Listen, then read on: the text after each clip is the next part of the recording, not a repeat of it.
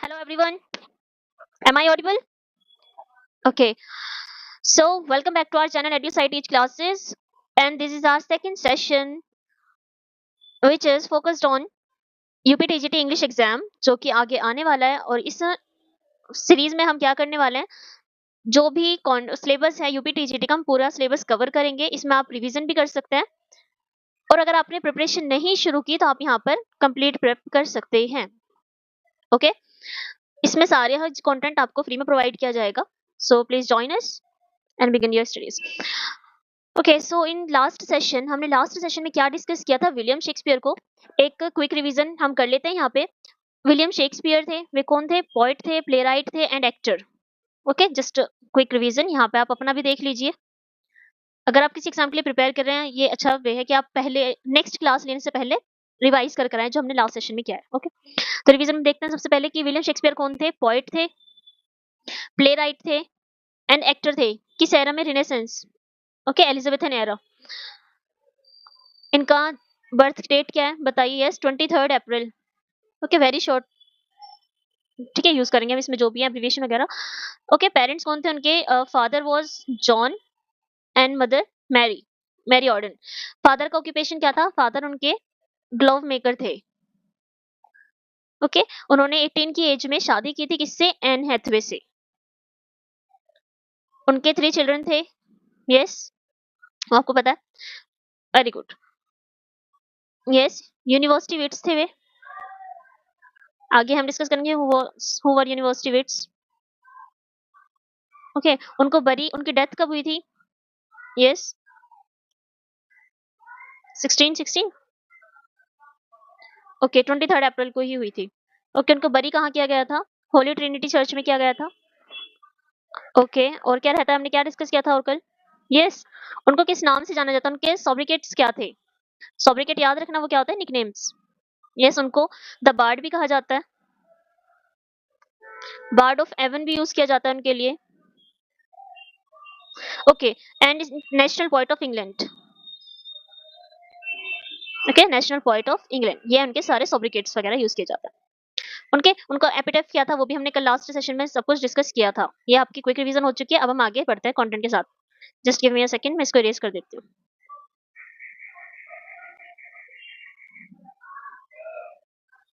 Okay, सो आज हम शुरू करने वाले हैं शेक्सपियर के। शेक्सपियर फेमस किस चीज के लिए? ड्रामेटिस्ट है ये, अपने ड्रामा के लिए बहुत ज्यादा फेमस है, पर उनकी कुछ पॉम्स भी हैं जो हमें ध्यान रखने हैं क्योंकि एग्जाम परस्पेक्टिव से इंपॉर्टेंट है। Shakespeare literary contribution widely regarded as a greatest English dramatist. Okay, Shakespeare को किस लिए जानते हैं हम? क्योंकि वे ड्रामेटिस्ट है जिसके लिए फेमस है, लेकिन उन्होंने कुछ पोम्स भी लिखी हैं। पोम्स के अलावा इन्होंने क्या क्या लिखा है? 154 सोनेट्स। सोनेट्स की हम अलग से क्लास लेंगे। इसमें अभी आपको क्या याद रखना है? सोनेट्स, क्योंकि हम साथ साथ रिवीजन भी करते चल रहे हैं। तो अगर जिन्होंने याद कर चुके हैं, जिन्होंने पूरी प्रेप कर ली, तो यहाँ पर रिवाइज कर सकते हैं। बताइए सोनेट कितनी थी? 154 सोनेट्स थी। इनको पब्लिश कब कराया था? यस, 1609 में। किसने कराया था? थॉमस थॉर्पे ने कराया था। ये डेडिकेटेड किसको है? 1 से लेके 126 तक की किसको डेडिकेटेड है? Fair youth. ओके, यहाँ पे थीम क्या है? Lighter love, means light love, normal सा चल रहा है ऐसा, ठीक है। और क्या क्या जाता है? WH को माना जाता है ये। ओके, देन 127 से 154 तक किसको डेडिकेटेड है? Dark lady. यहाँ पे क्या थीम आ जाती है? Unrequited love.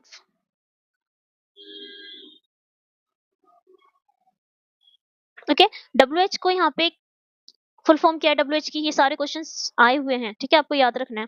विलियम हर्बर्ट के लिए WH को यूज किया गया है। ये अर्ल ऑफ कहाँ के हैं? Earl of Pembroke. Okay, is it clear to all of you?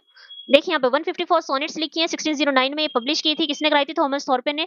1 से लेके 126 तक की किसको डेडिकेटेड है? फेयर यूथ को। यहाँ पे थीम क्या है? Light love. ओके, WH को ये डेडिकेटेड है। विलियम हर्बर्ट के लिए यूज किया है, ये अर्ल ऑफ पेम्ब्रोक थे। 127 से 154 तक कहाँ किसको है? Dark lady. इसकी थीम क्या? Unrequited love. क्वेश्चन ऐसे भी आ जाता है कितनी डार्क लेडी को डेडिकेटेड, तो आप माइनस करके बता सकते हैं। डन। ओके, आगे चलते हैं। सोनेट्स लिखे उन्होंने, उनकी दो लॉन्ग नरेटिव फॉर्म्स हैं, वे कौन कौन सी हैं? First one is Venus and Adonis and second is the rape of ल्यूक्रीज।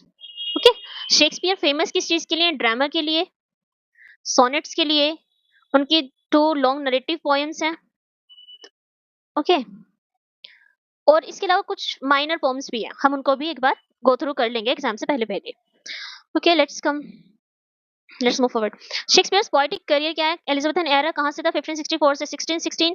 Writing poetry, ये इनकी डेट ऑफ बर्थ है। Okay, writing poetry was not profitable but very fashionable. उस टाइम पे ऐसा नहीं था कि वे प्रोफेशनली एज अ प्रोफेशन उसको पोएट्री को लिख रहे थे, जैसे ड्रामा उनका एक प्रोफेशन था, तो पोएट्री क्या था उनका? पर्सनल था, जो भी वो जिसके लिए पर्सनल एंजॉयमेंट जो भी चीज था उनका पर्सनल था, कोई इसमें वे गेन नहीं कर रहे थे, कोई प्रॉफिट नहीं था उस टाइम पर। Poetry seem to be an activity Shakespeare enjoy कर रहे थे, often wrote for personal satisfaction के लिए वे अपनी पोएट्री को यूज किया करते थे। और तभी हमें जब उनकी सोनेट्स पढ़ते हैं तो हम रिलेट करते हैं, या फिर हम कह सकते हैं कि हम ऐसा लगता है कि हम उनकी पर्सनल लाइफ को कर रहे हैं। ओके, लॉन्गेस्ट पोएम कौन सी है जो नरेटिव पोएम्स हम पढ़ने वाले हैं? फर्स्ट इज वेनिस एडोनिस, जो कि लिखी गई थी 1593, and the second is the rape of Lucrece 1594 में। Both poems were dedicated to, आपको ये याद रखना है कौन सी पोम किसको डेडिकेटेड है, या फिर कौन सा वर्क कहाँ से इन्फ्लुएंस्ड है। इन्फ्लुएंस भी आपको याद रखना है, क्योंकि आ जाता है कहाँ से थी बोरो किया है, इसका जो कंटेंट है या फिर थीम जो प्लॉट है ये। द अर्ल ऑफ साउथहैम्पटन, तो आपको याद रखना है कि डेडिकेटेड किसको? Henry Wriothesley. Wriothesley was a patron and the supporter of Shakespeare for a brief period. Done. I hope आपको यहाँ तक सब क्लियर हो गया होगा, जो हमने इंट्रो पार्ट किया है कि शेक्सपियर ड्रामा के लिए फेमस है, लेकिन उन्होंने 154 सोनेट्स लिखी हैं, नेरेटिव पोम्स लिखी हैं, फ्यू माइनर पोम्स भी लिखे हैं। Okay, so let's come to Venus and Adonis. हम इनकी समरी करना शुरू कर रहे हैं एक एक से। ट्राई करेंगे कि हम एक क्लास में 2 या 3 पोम्स या वर्क्स कवर अप कर लें। ओके, वेनस एंड एडोनिस, इसका इंट्रो देखते हैं। It was written by William Shakespeare in 1593। आपको रिटन डेट याद होनी चाहिए। ओके, ये it is one of his longest narrative poem. ये इंस्पायर किससे थी? अभी बताया मैंने आपको, ये इन्फ्लुएंस किससे थी या फिर इंस्पायर किससे थी, आपको दोनों चीजें पता होनी चाहिए अच्छे से। इंस्पायर्ड, इंस्पिरेशन कहाँ से मिली थी इसको? ओविड की मेटामॉर्फोसिस से इसको इंस्पिरेशन है इसकी। Okay, Metamorphosis. और हमने, अगर आपने डी ट्रिपल एस बी की क्लासेस देखी होंगी तो हमने ओविड मेटामॉर्फोसिस को बहुत डिटेल में किया है अच्छे से, आप वहां पे क्लासेस देख सकते हैं। तो written by William Shakespeare in 1593। Inspiration क्या थी? ओविड मेटामॉर्फोसिस से ली थी। It is one of his longest narrative poem, दो में से एक ये नरेटिव लॉन्गेस्ट है। It was Shakespeare's first major published work. Okay, and was dedicated to, ये याद रखना है आपको, Wriothesley, Earl of Southampton, patron of Shakespeare. The poem is mythological narrative. आप देखेंगे मिथ्स क्या होता है, ये आपको पता है, यहाँ पे गॉडेस की बात की जा रही है, goddess of love, Venus, that explores the theme of love, lust, rejection and desire. Okay, it consist of 199 stanza. आपको स्टैंजा की लाइंस याद रखनी है। स्टैंजा, इसमें थोड़ी सी और डिटेल्स ऐड करो आप। 1194 lines, written in sestet rima. Okay, a quatrain, sestet कितनी लाइंस होती है? 6। 6 भी कैसे? एक क्वार्ट्रेन यूज किया गया है, देन अ कपलेट। ओके, क्वार्ट्रेन में कितनी लाइंस होती है? 4 लाइंस, एंड कपलेट में 2 lines in iambic pentameter। Okay, इसकी जो राइमिंग स्कीम है वो क्या होगी? सेस्टेट राइम स्कीम,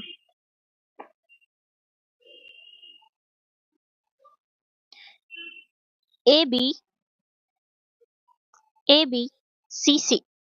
ओके, ये इंपॉर्टेंट डिटेल है। ओके, कितनी स्टैंजा में? 199 स्टैंजा में लिखी हुई है, iambic pentameter यूज किया गया है। ओके, ए बी सी सी की राइमिंग स्कीम है। लाइंस कितनी है? 1194, सेस्टेट है, एक क्वार्टरन है, एंड द कपलेट है। इसी पर प्रीवियस ईयर के क्वेश्चंस हैं, जब हम प्रैक्टिस करेंगे तो आपको देखने को मिलेंगे। देन एक बार और रिवाइज करा दो। ओके, विलियम शेक्सपियर ने इसको 1593 में लिखा था। सेस्टेट में लिखा है इसको, इसके राइमिंग में ए बी सी सी है। लाइंस कितने इसमें? 1194 लाइंस है, एक क्वार्टर, एक कपलेट है। मिथोलॉजिकल है, इंस्पायर्ड किससे है? ओविड के मेटामॉर्फोसिस से। मेटामॉर्फोसिस का मतलब क्या है बताइए? मेटामॉर्फोसिस का मीन्स ये होता है ट्रांसफॉर्मेशन। अब आपको यहाँ पे इसकी समरी में ही कुछ ट्रांसफॉर्मेशन देखने को मिलेगा। ओके, मेटामॉर्फोसिस आपको पता होनी चाहिए, क्योंकि DSSB के सिलेबस में, अगर आप DSSB TGT इंग्लिश की प्रिपेयर कर रहे हो तो आपको डिटेल में करना है। Okay, let's move forward. इसकी समरी देख लेते हैं, जो आपको याद करना है अच्छे से। काइंड ऑफ रॉट मेमोराइजेशन करो आप या डेली डेली रिवाइज करो, वे यही डिटेल्स थी। आगे समरी आपको याद करने में हेल्प रखेगी, इससे आपको रिटेन करने में हेल्प मिलेगी इन्फॉर्मेशन को। ओके, समरी देखते हैं इसमें क्या था। इयाम्बिक पेंटामीटर तो आपको पता होगा ना, उसमें फीट्स कितने होते हैं, बताइए। इयाम्बिक पेंटामीटर में 10 syllable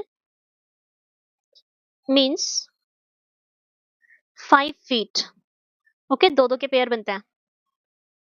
unstressed stressed unstressed stressed unstressed stressed unstressed stressed unstressed stressed 1 2 3 4 5, तो ये क्या बन जाएगा आपके इयाम्बिक पेंटामीटर। समरी देखते हैं इसमें। देखो यहाँ पे वेनिस कौन होती है, गॉडेस ऑफ लव होती है। वो एडोनिस को देखती है। एडोनिस कौन है, beautiful young hunter and falls deeply in love with him. ये होता है, वो अटेम्प्ट करती है उसको सिड्यूस करने की अपने वर्ड्स से, स्पीचेस होती हैं इसके अंदर, चार्म से परसुएट करती है, describe the pleasure of love. But Adonis क्या होता है, यंग भी है, ऊपर से स्मार्ट भी होता है, ये हंटर है। वो उसकी रिजेक्ट कर देता है सारी चीजों को, वो उसके सेक्सुअल एडवांसेस को भी मना कर देता है, claiming he doesn't wish to engage in romantic और सेक्सुअल रिलेशनशिप। उसको बस ये रहता है कि वो हंटर है, तो उसको काइंड ऑफ यूथ यूथ होता है, तो उसमें इंटरेस्ट होता है वो, तो वो सारी जो भी एडवांसेस होता है सबको रिजेक्ट कर देता है। उसके रिजेक्शन के बावजूद Venus continues to pursue him, वो उसके पीछे रहती है passionately, describing the dangerous consequence of ignoring love. उसको कहते रहती है कि भाई अगर तुम, ऑब्वियसली वेनस गॉडेस है और उसको वो रिजेक्ट कर रहा है।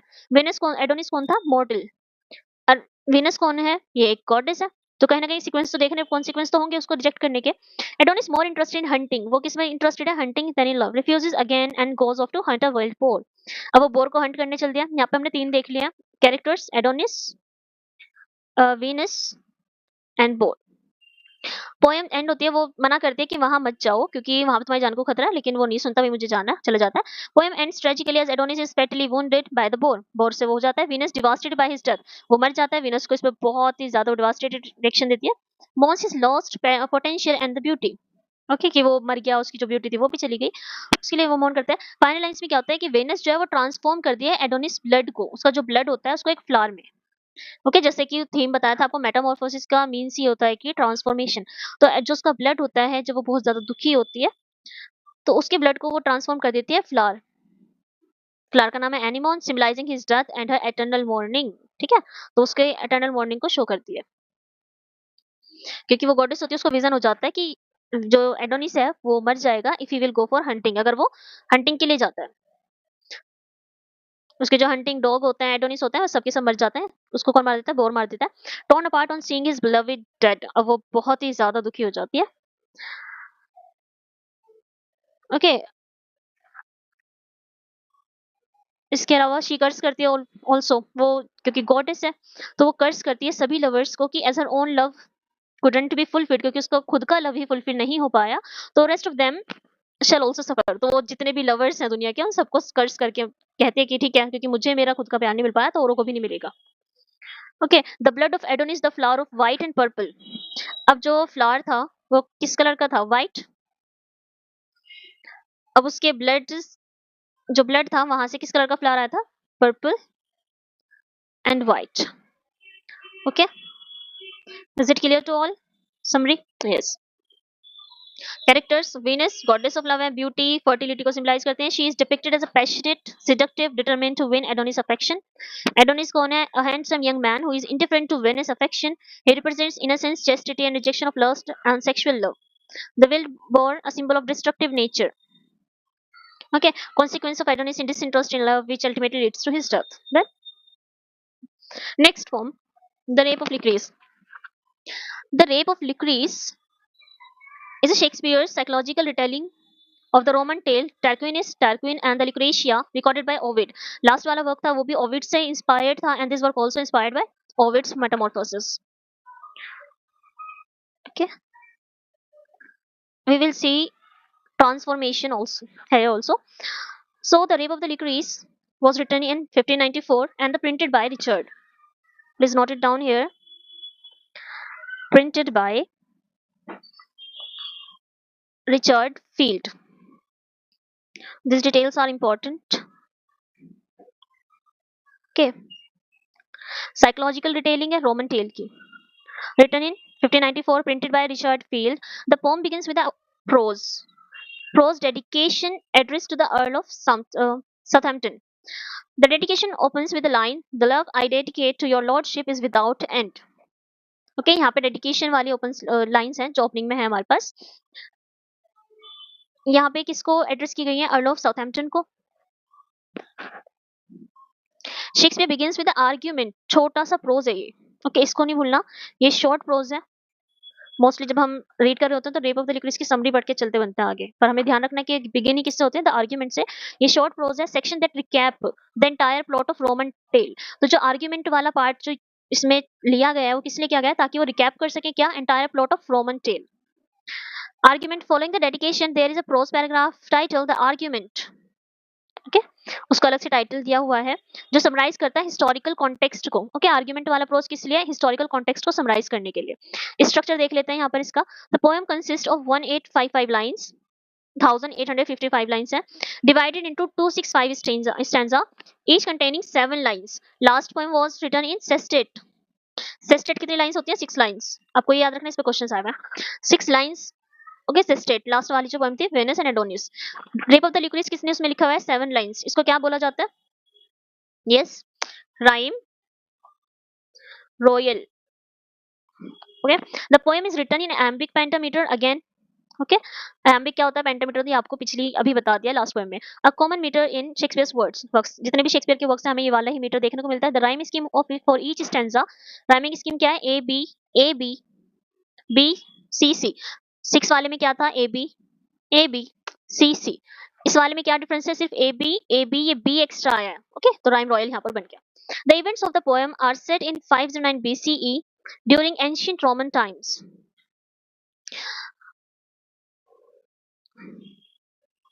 ओके, डेडिकेशन हमने देख लिया। डेडिकेटेड किसको है?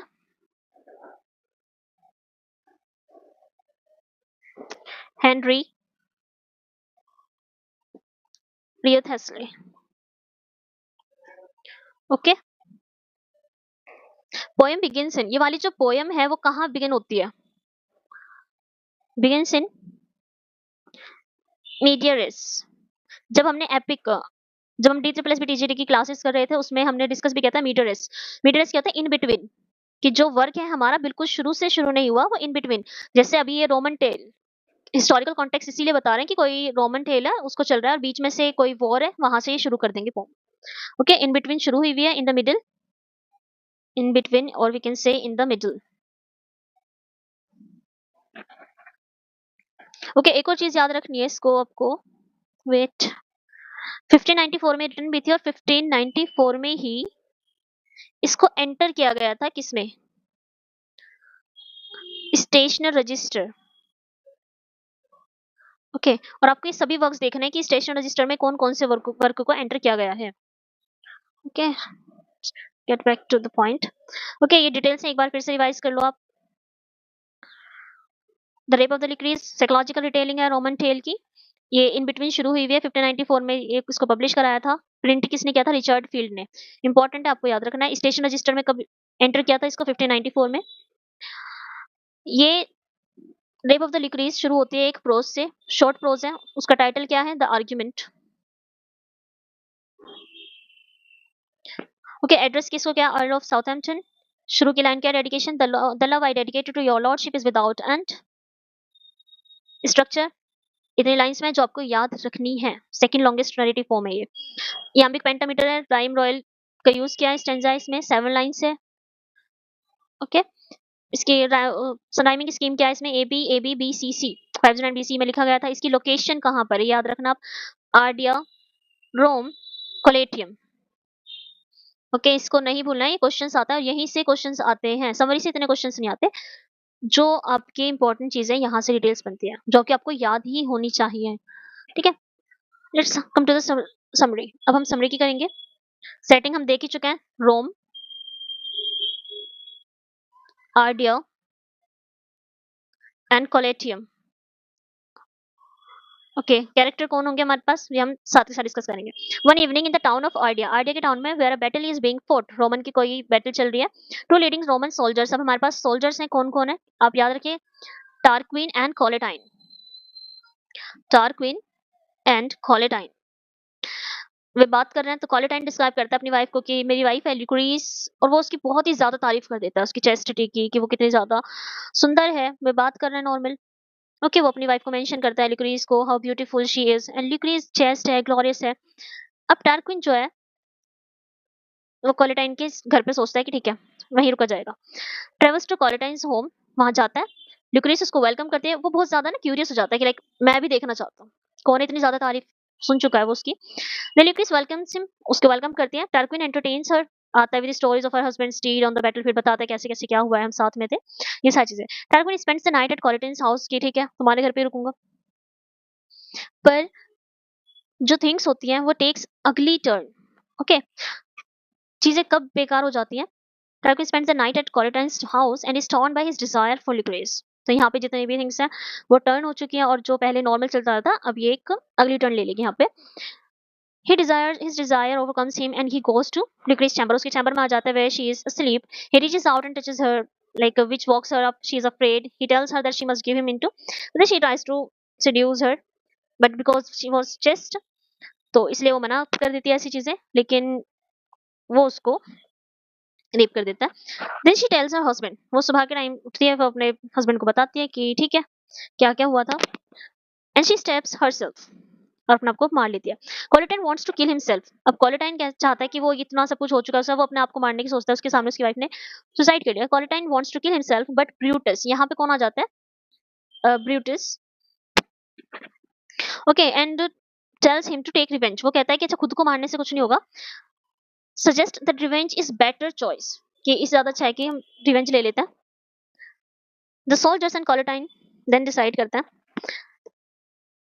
कि जो ल्यूक्रीस की बॉडी है उसको स्ट्रीट में लेके चलो। Okay, body around the streets, the Tarquin and his family are banished forever. तो वहां पे वो दिखाते हैं कि देखो इसने क्या क्या किया, और जो उसकी फैमिली है, सिटीजन सेंगर गुस्सा हो जाते हैं काफी और उसको बैनिश कर देते हैं, टारक्विन को और उसकी फैमिली को।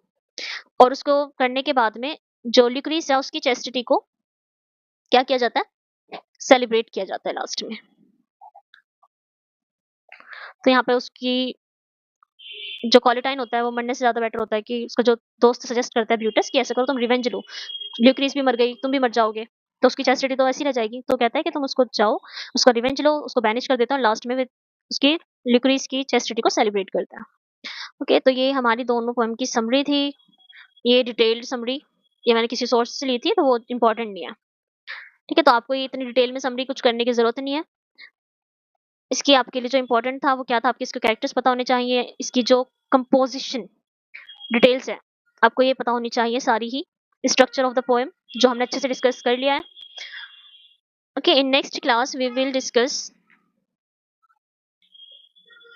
Okay, so that's all for today. हम लास्ट नेक्स्ट क्लास में क्या क्या डिस्कस करेंगे मैं आपको बता देती हूँ अभी, ताकि आप रिवाइज करके आ सको, और अगर आपने नहीं पढ़ा है तो थोड़ा बहुत पढ़ कर आ सको। Passionate pilgrimage,